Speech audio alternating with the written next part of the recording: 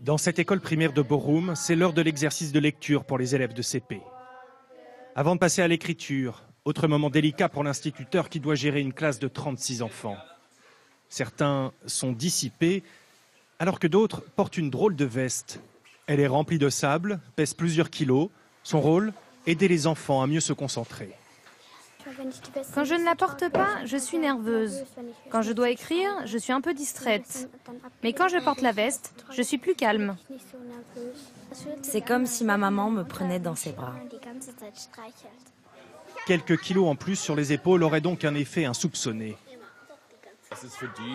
Pour eux, c'est comme un manteau qui les enveloppe. Ça leur permet d'être mieux centrés sur eux-mêmes. La classe a reçu 3 vestes de sable début janvier.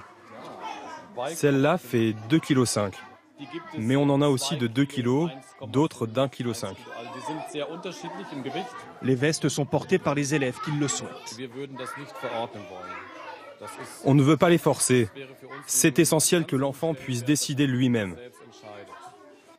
Dans la classe, Émile est l'un de ceux qui portent le plus souvent une veste de sable. 1 ou 2 heures seulement par jour, plusieurs fois par semaine. Sa mère, comme les autres parents concernés, approuve.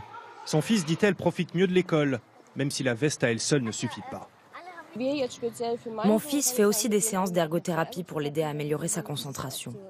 Pour moi, la veste, c'est une aide, mais seulement pour l'école. À l'école de Bochum, les vestes de sable ont d'abord été proposées dans cette classe, adaptées aux élèves en grande difficulté scolaire. Certains souffrent de troubles sévères de l'attention ou de handicap mental. L'institutrice a remarqué des améliorations notables, mais elle en est convaincue, les vestes doivent être utilisées avec beaucoup de précautions. Cela demande d'être extrêmement attentif. Comment l'enfant se sent avec? Est-ce que cela lui fait du bien? Ça, on peut très bien le voir. En tant que pédagogue, nous sommes bien formés pour savoir ce qui est bon pour l'enfant ou non.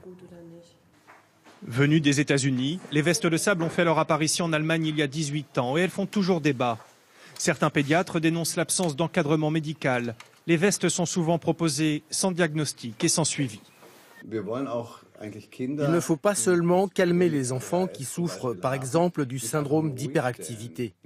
Il faut aussi regarder d'où vient le problème, au lieu de dire « on leur met la veste et après tout va bien à l'école ». Aucune étude pédagogique ou médicale n'a encore été réalisée sur ces vestes de sable. Malgré cela, près de 200 écoles en Allemagne les proposent aujourd'hui à leurs élèves.